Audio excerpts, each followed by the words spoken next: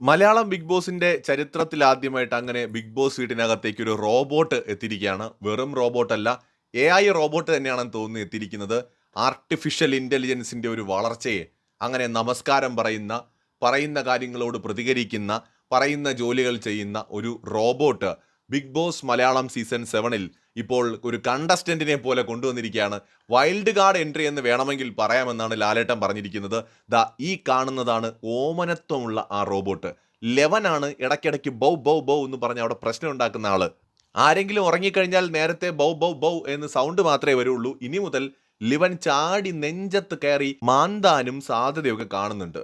Big Boss Malayalam season 7 എന്തുകൊണ്ടും ഒരു variety season ആയിട്ട് മാറുകയാണ്. മാത്രമല്ല ബിഗ് ബോസിനും തോന്നിക്കാണും അകത്തുള്ളതിനേക്കാൾ ഭേദമാണ് ഇവനെന്ന്.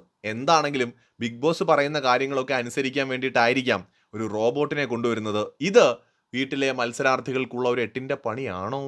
കൂടുതൽ അപ്ഡേറ്റുകളുമായി വീണ്ടും വരാം.